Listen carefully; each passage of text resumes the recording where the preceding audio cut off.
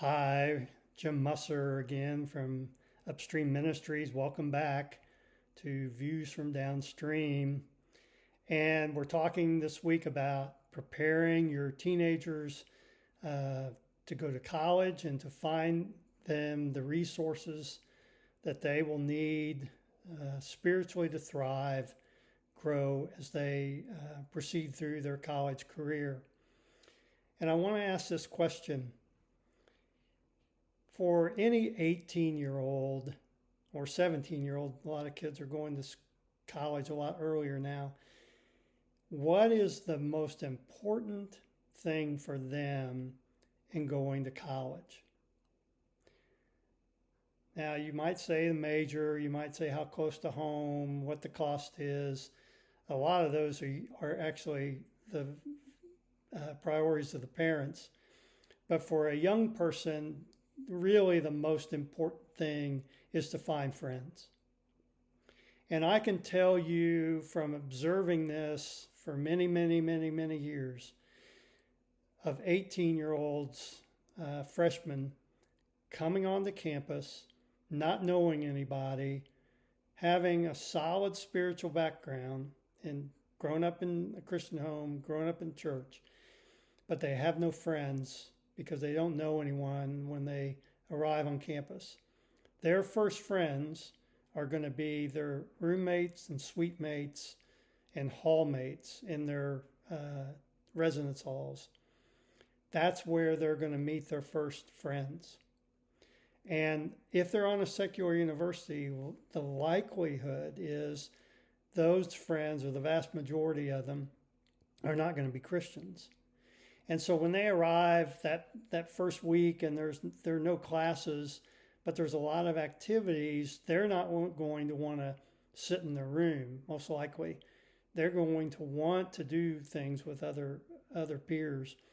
And they're not going to be all that selective necessarily, because it's more important to just be with people and do things together than it is to do the right things.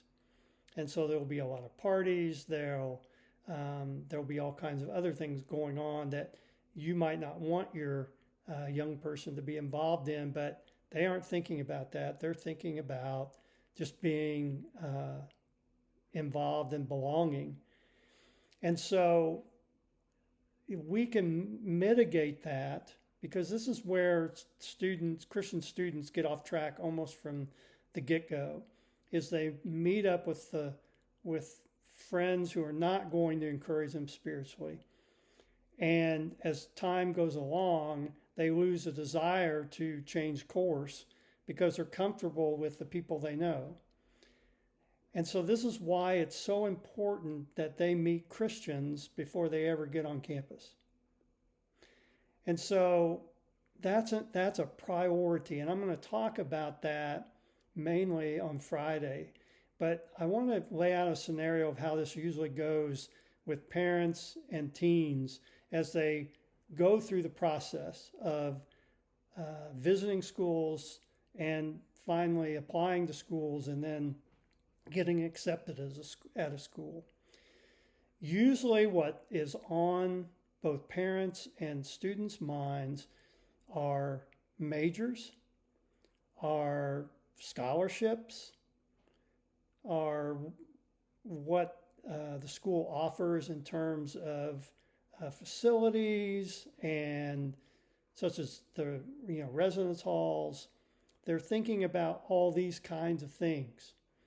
They aren't necessarily thinking at all about spiritual resources. And by that I mean churches and campus ministries that they can be involved in when they begin their college careers. They aren't thinking about those. So they go, they visit these schools, they learn all about how much tuition is, what scholarships are available, all the majors, the housing, all the fun things that is happening in campus life, and they come home.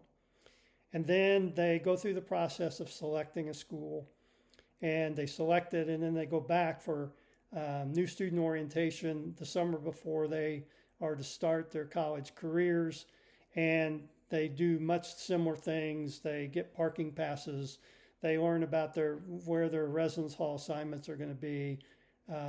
They may find out about their roommates.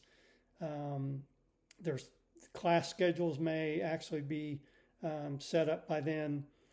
They'll get a tour of campus, find out about buildings and where they are, all that. So usually during that time, mom and dad are then beginning to think about, okay, what's my son or daughter going to do for spiritually? And they will begin to try to acquire information about that. And they will get flyers, they will get pamphlets talking about the different spiritual resources available to students.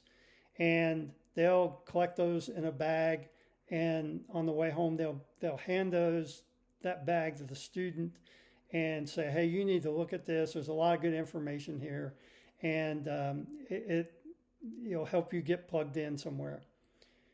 And in reality, most kids don't do that.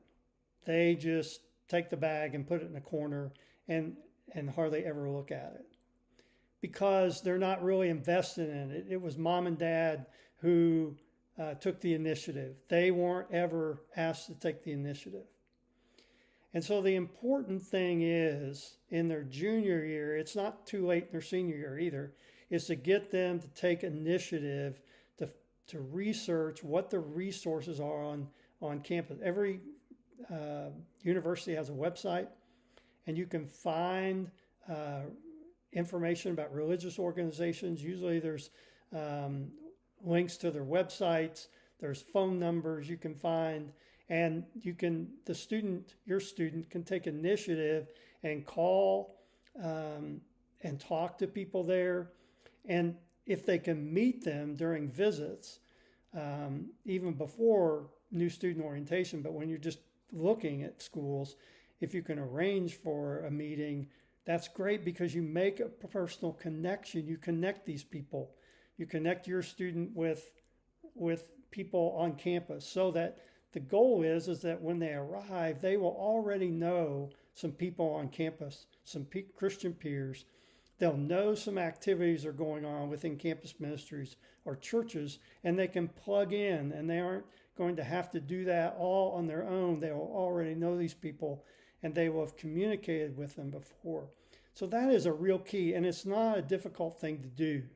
And so I would encourage you to think about that. We'll talk more about that in the next episode, but that, again, is all found in my book, Is Your Faith Ready for College, on Amazon. And if you want to order a copy, you can begin to prepare your student for that. But that is essential, that they know people before they ever get to the campus, so that they make good friends, good solid friends that are going to really help them grow as Christians.